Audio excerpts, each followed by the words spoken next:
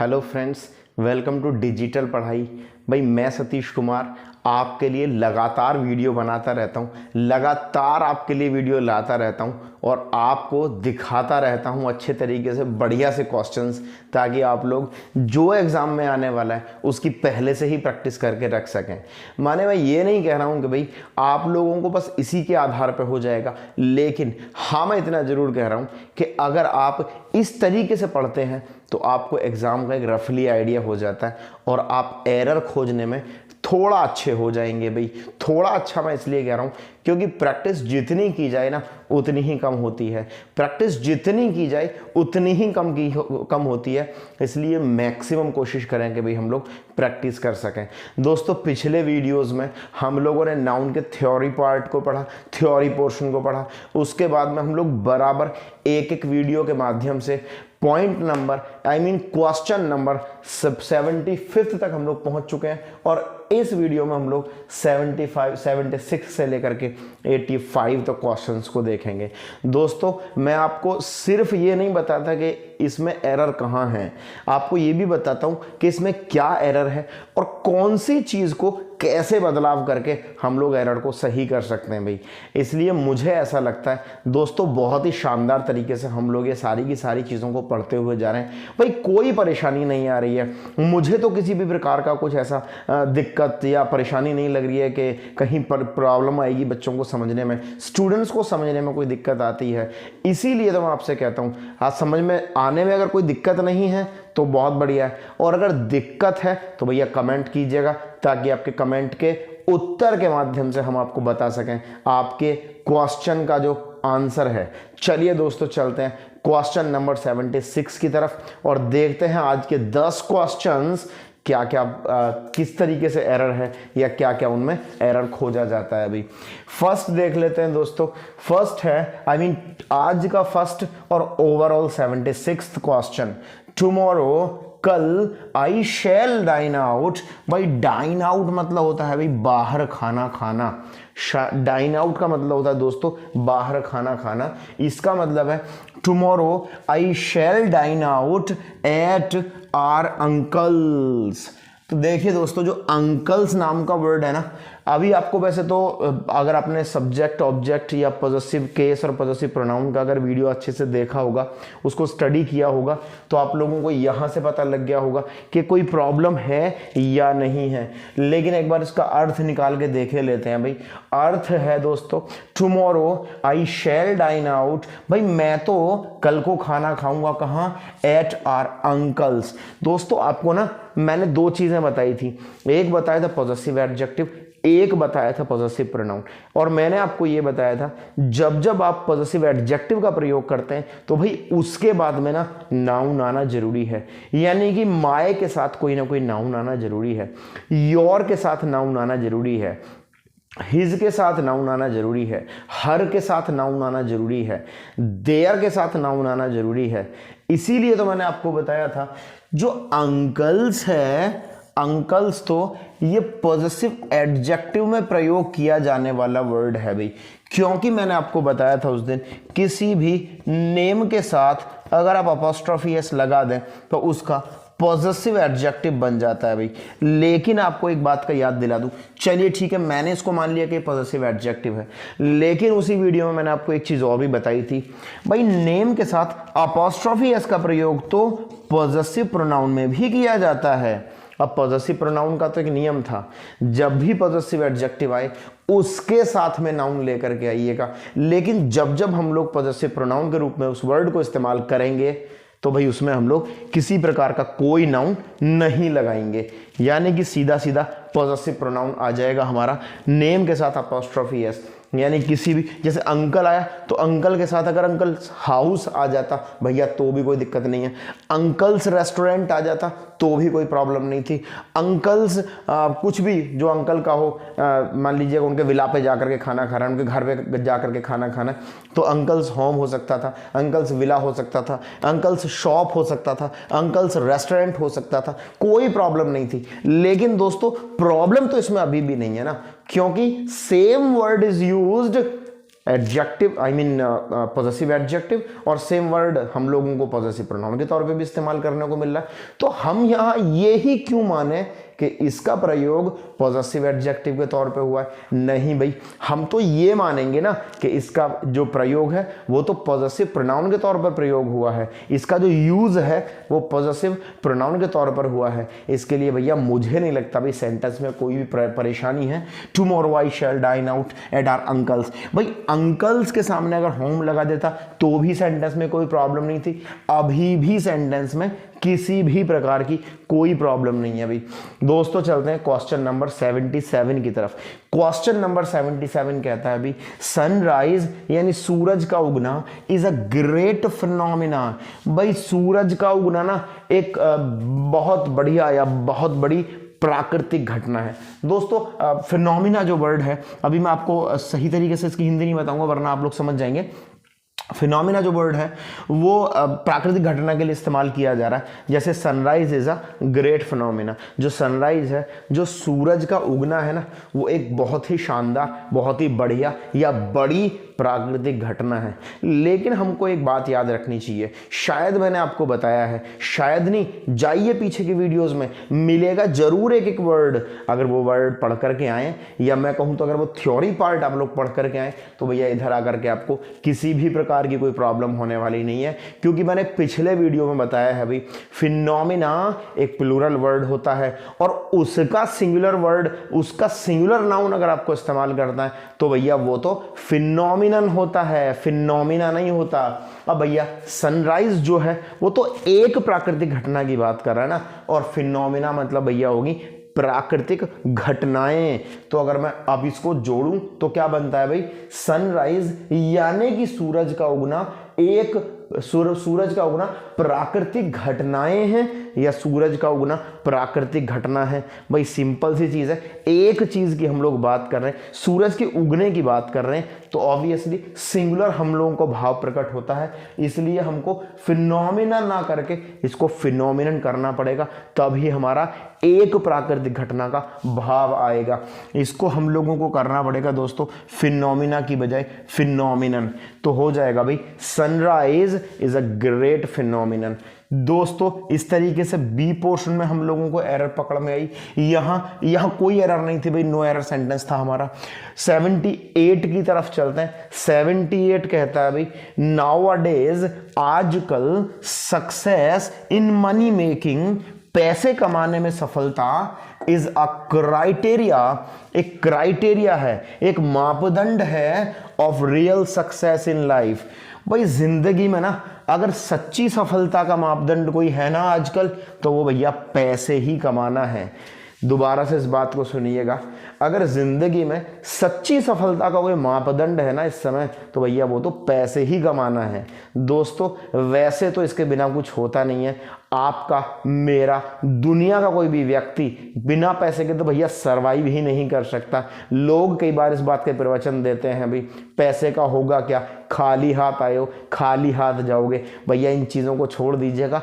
हर एक व्यक्ति को पेट भरने के लिए, हर एक व्यक्ति को सरवाइव करने के लिए पैसा चाहिए भाई। वैसे तो इस सेंटेंस का अर्थ मैं आपको बता रहा था, वहीं लेकर के आ रहा हूं दोस्तों, और ये है nowadays success in money making is a criteria of real success. दोस्तों पिछली वीडियोस में बताया क्राइटेरिया नाम का जो वर्ड है भाई वो तो प्लूरल होता है, और हम एक क्राइटेरिया की बात कर रहे हैं भाई, माने एक मापदंड की बात कर रहे हैं। तो दोस्तों आप एक चीज देखिएगा, जब ये प्लूरल है तो भैया या तो इसके आगे ए नहीं आएगा, और अगर ए आएगा तो यहां प्लूरल नहीं आएगा। हम तो मनी मेकिंग की बात कर रहे हैं, एक चीज की बात कर रहे हैं, तो ये तो आना चाहिए, लेकिन भैया क्राइटेरिया नहीं आना चाहिए। तो क्या आना चाहिए भाई, तो भैया क्राइटेरिया का जो सिंगुलर वर्ड होता है ना वो क्राइटेरियन होता है भाई,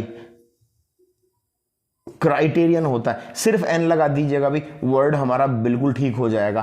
क्राइटेरियन, यानी कि nowadays success in money making is a criterion of real success in life. Nowadays success in money making is a criterion of real success in life. बिल्कुल ठीक हो जाएगा अभी सेंटेंस, यानी कि हमने देखा इस सेंटेंस के सी पोर्शन में एरर फाइंड हुआ है अभी, ए बी सी, हाँ सी पोर्शन में हम लोगों को एरर फाइंड हुआ है अभी आगे चलते हैं दोस्तों क्वेश्चन नंबर 79 की तरफ। और क्वेश्चन नंबर 79 कहता है अभी, there have been 5 men doctors in our colony. भाई हमारी कॉलोनी में ना 5 मैन डॉक्टर्स हो चुके हैं भाई, हमारी कॉलोनी में 5 मैन डॉक्टर्स हो चुके हैं भाई। दोस्तों जब मैं थ्योरी पार्ट पढ़ा रहा था इसका भी मैंने बहुत गहराई से इलाबोरेशन आप लोगों के सामने किया था। मैंने ये कहा था भाई मैन या वुमन से बनने वाले जितने भी कंपाउंड नाउन है ना, अगर उनका प्लूरल आपको चाहिए तो भैया दोनों वर्ड्स को प्लूरल बनाइएगा।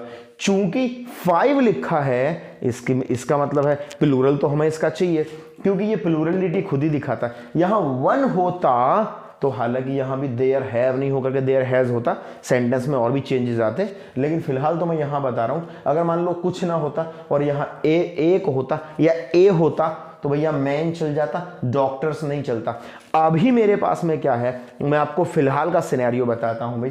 फिलहाल का सिनेरियो हमारे पास में ये है कि 5 है तो भैया मैन और डॉक्टर्स जो लिखा हुआ है ना वो थोड़ा गलत लिखा हुआ है, वो सिक्वेंसली नहीं लिखा हुआ है, वहां पर कोई ना कोई दिक्कत आ रही है। इसका मतलब है मैन या वुमन से मिलकर के बनने वाले जितने भी कंपाउंड नाउन हैं, मैंने कुछ एक्सेप्शंस भी बताए थे भाई वहां। मैंने ये भी बताया था कि मैन ईटर इसमें नहीं आएगा, मैंने ये भी बताया था कि वुमन हेटर इसमें नहीं आएगा।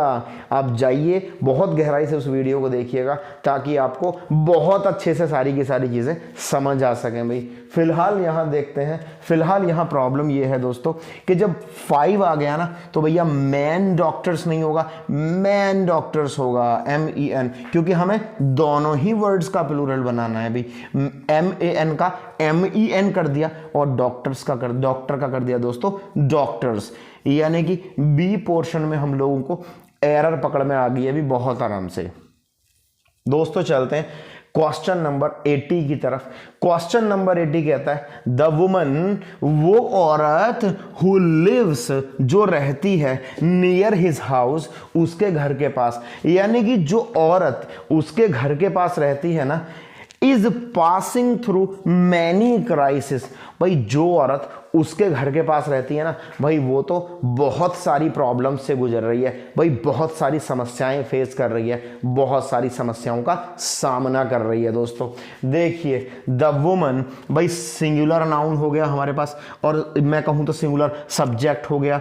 हु लिव्स तो भैया वर्ब आपका वुमन के हिसाब से आया, लिव्स आया, ठीक है। नियर हिज हाउस, उसके घर के पास, ठीक है। इज पासिंग, भाई गुजर रही किससे, थ्रू मैनी क्राइसिस। दोस्तों यहां आकर के मुझे थोड़ा प्रॉब्लम लगती है भाई, मैनी दिखाता है किसी भी नाउन की प्लूरलिटी, किसी भी नाउन को दिखाता है कि प्लूरल के भाव में है, लेकिन जैसे ही मैं यहां आता हूं भाई क्राइसिस, CRISIS बताया हुआ है दोस्तों, क्राइसिस बताया था, एक्सिस बताया था, बहुत सारे वर्ड्स इसी तरीके से बताए थे जो इर्रेगुलर तरीके से होते हैं। मुझे तो बहुत अच्छे तरीके से याद आ गया। अभी आपको याद है नहीं है तो जाइए वापस देखिए और याद कीजिए।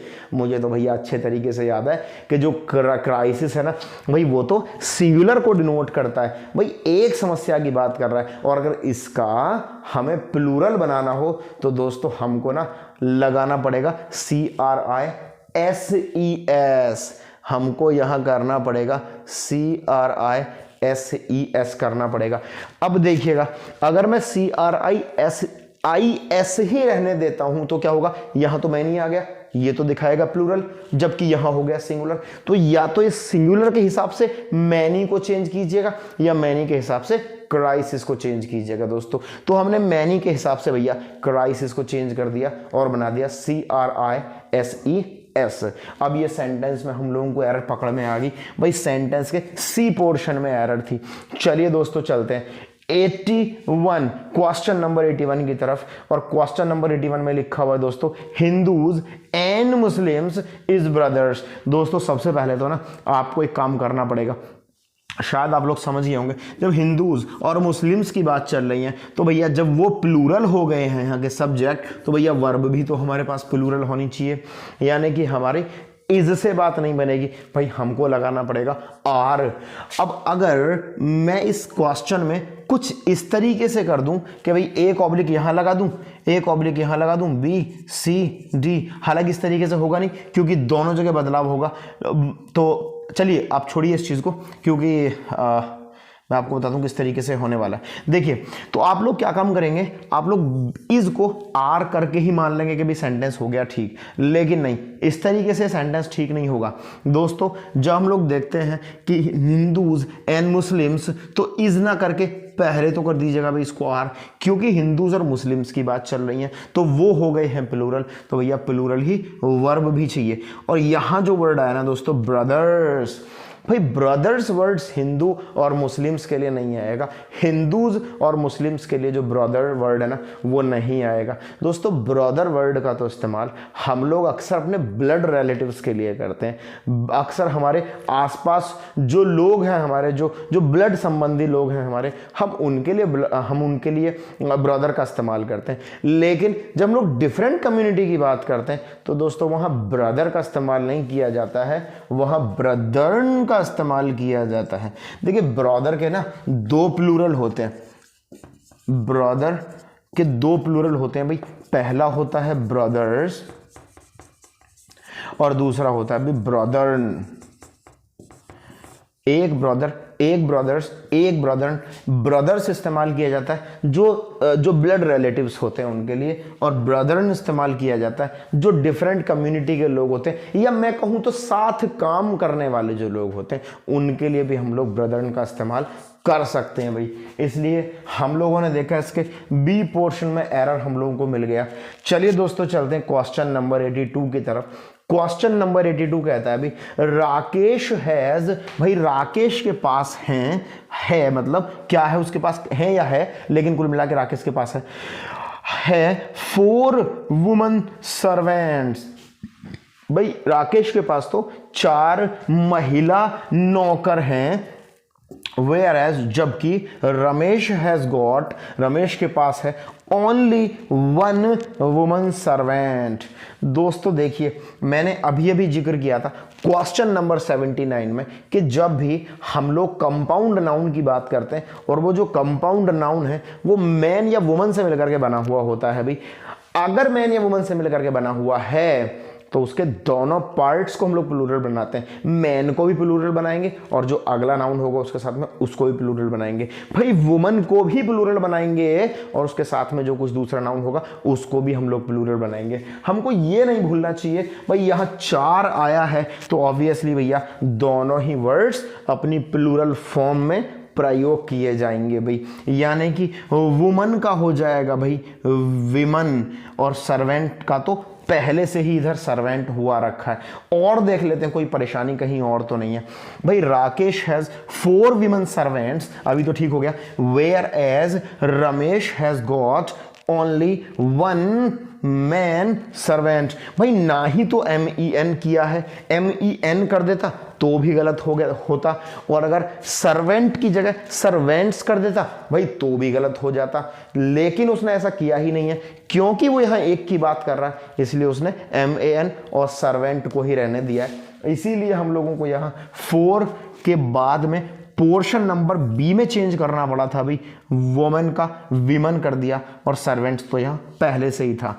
चलिए दोस्तों चलते हैं क्वेश्चन नंबर 83 की तरफ, और क्वेश्चन नंबर 83 कहता है भाई the people of the world, भाई जो दुनिया के लोग हैं ना, मस्ट यूनाइट। भाई दुनिया के लोग, the people of the world must unite, भाई दुनिया के लोगों की बात चल रही है तो मस्ट यूनाइट, भाई उनको तो एकजुट रहना चाहिए, एकजुट होना चाहिए। तो भैया जब दुनिया के लोगों की बात चल रही है ना तो असल में वो दुनिया के लोगों की बात नहीं चल रही है भैया, वो दुनिया के राष्ट्रों की बात चल रही है। दुनिया के राष्ट्र जो हैं उनको तो एकजुट रहना चाहिए, और जब भी जो वर्ड है पीपल वो राष्ट्र को डिनोट करता है ना दोस्तों, मेरी बात सुनिएगा। देखिए पीपल का हम लोग पीपल्स नहीं करते, लेकिन जब पीपल लोगों के लिए आता है तो ही हम लोग उसका पीपल्स नहीं करते, लेकिन जब पीपल वर्ड राष्ट्र के लिए आता है तो भैया वहां तो हम लोग पीपल्स वर्ड का प्रयोग कर सकते हैं। कोई किसी तरीके की प्रॉब्लम नहीं है, कोई किसी तरीके की परेशानी नहीं है भाई। और यहां जब ये वर्ल्ड को कह रहा है कि भाई वर्ल्ड को यूनाइट होना चाहिए, तो असल में वो वर्ल्ड के लोगों के लिए नहीं कह रहा है, वो दुनिया के राष्ट्रों के लिए कह रहा है भाई, कि दुनिया के जो राष्ट्र हैं उनको तो भैया यूनाइट रहना चाहिए, एकजुट रहना चाहिए। इसलिए द पीपल्स होगा भाई, the peoples of the world must unite. भाई दुनिया के राष्ट्रों को एकजुट रहना चाहिए।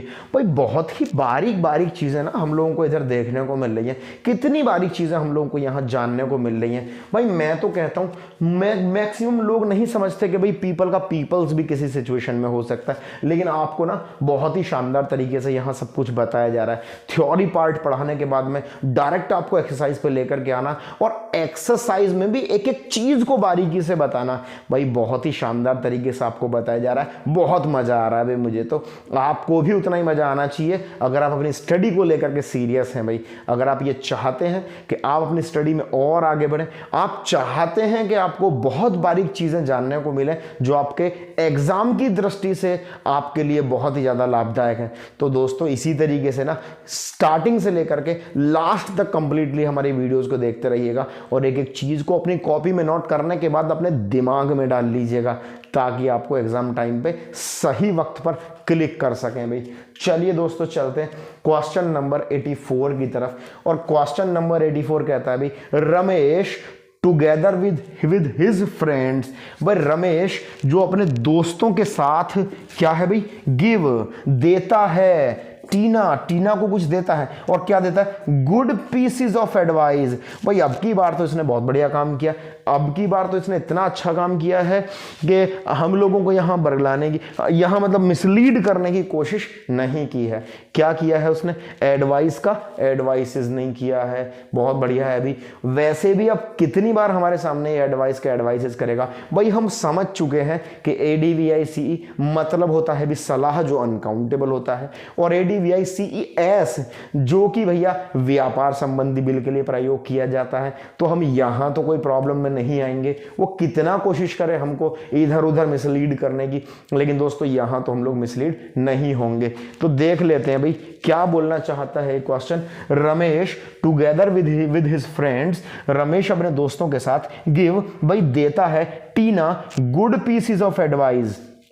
भाई रमेश अपने दोस्तों के साथ टीना को अच्छी पीसेस ऑफ एडवाइस देता है। भाई दोस्तों पीसेस ऑफ एडवाइस भाई कोई प्रॉब्लम नहीं है, और यहाँ मैं देखूँ friends give Tina good pieces of, भाई यहाँ भी कोई प्रॉब्लम नहीं है।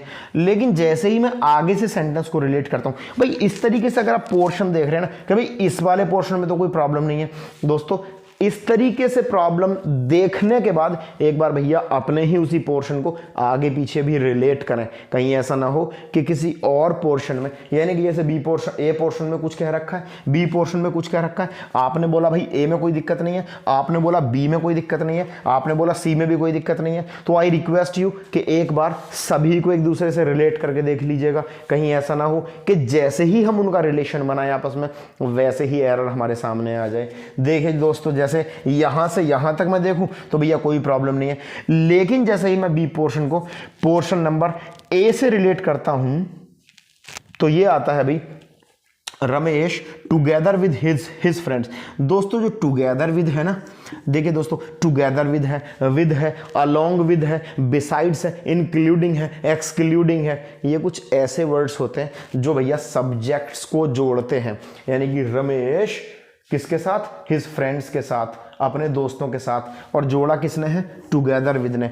जोड़ सकता है अलोंग विद, जोड़ सकता है बिसाइड्स, जो जोड़ सकता है इंक्लूडिंग, एक्सक्लूडिंग। तो अगर ऐसे किसी वर्ड ने आपके सब्जेक्ट्स को जोड़ा है, ये लाइन को बहुत ध्यान से सुनिए भाई, अगर ऐसे किसी सब्जेक्ट ने ऐसे किसी वर्ड ने या कॉम्बिनेशन ऑफ वर्ड्स ने आपके दो सब्जेक्ट्स को जोड़ा हुआ है, तो आपका जो पूरा सेंटेंस या वर्ब लगेगा ना वो पहले वाले सब्जेक्ट के हिसाब से लगेगा। दोस्तों ये वाली लाइन जो है ना वो रिपीट करके सुनना ज़्यादा अच्छा रहेगा।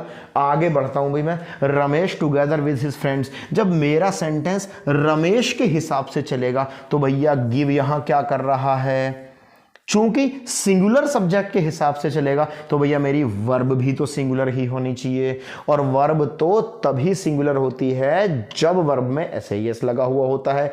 एस इन द सेंस मतलब उसके जो प्लूरल बनाने के नियम है उनको फॉलो किया हुआ होता है। तो दोस्तों यहां तो भाई मेरे हिसाब से तो गिव नहीं आएगा, भाई मेरे हिसाब से तो यहां गिव्स होना चाहिए, तब बनेगा sentence Rakesh together with his friends gives Tina good pieces of advice. अब दोस्तों अगर आप सिर्फ पोर्शन नंबर बी को देखेंगे ना तो लगेगा भैया फ्रेंड्स गिव्स, तो भैया ये तो गलत हो गया। नहीं गलत हुआ है, यही तो मैं आपको समझाने का प्रयास कर रहा हूं दोस्तों, ये गलत नहीं हुआ है। ये जो सेंटेंस है ना वो असल में टुगेदर विद के पहले आए हुए सब्जेक्ट के हिसाब से रिएक्ट करेगा, यानी कि ये जो वर्ब रिएक्ट करेगी वो रमेश के हिसाब से रिएक्ट करेगी, और चूंकि रमेश सिंगुलर है और भैया गिव भी यानी कि ये वाला वर्ब भी अपने सिंगुलर पोर्शन में ही यानी कि सिंगुलर फॉर्म में ही आना चाहिए दोस्तों। तो यहां हमने कर दिया गिव्स यानी कि पोर्शन नंबर बी में हमको एरर फाइंड हो गई। दोस्तों चलते हैं क्वेश्चन नंबर 85 और इस वीडियो के अंतिम क्वेश्चन की तरफ। दे वेंट टू कानपुर, भाई वे तो कानपुर गए, एंड बॉट, भाई गए ठीक है पास्ट का सेंटेंस लगा दिया, बॉट भाई बाई की भी सेकंड फॉर्म लगा दी, गए और खरीदा, क्या खरीदा भाई मच गुड, बहुत अच्छा, फॉर देयर मदर, भाई वे तो कानपुर गए और उन्होंने खरीदा बहुत अच्छा अपनी मां के लिए।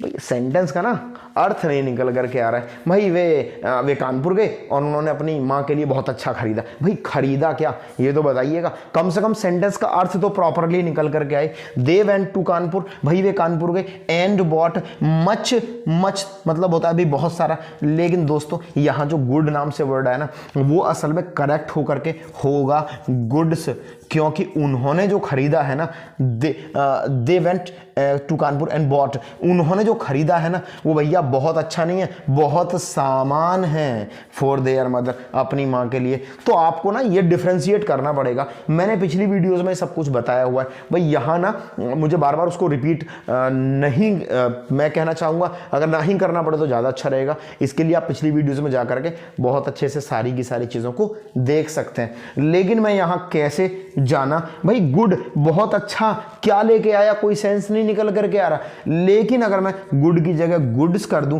तो भैया गुड माने तो होता है अच्छा और गुड्स माने होता है भाई सामान। तो मैं वो अपनी माँ के लिए बहुत अच्छा नहीं खरीदा, उसने अपनी माँ के लिए, उन्होंने अपनी माँ के लिए बहुत सामान खरीदा। तो दोस्तों इस तरीके से सेंटेंस के बी पोर्शन में हम लोगों को एरर पकड़ में आ जाएगी और हम लोगों को कंप्लीट जो सेंटेंस लिखना बोलना पड़ेगा वो पड़ेगा भाई they went to Kanpur and bought much goods for their mother, भाई वे तो कानपुर गए और उन्होंने अपनी माँ के लिए बहुत सारा सामान खरीदा।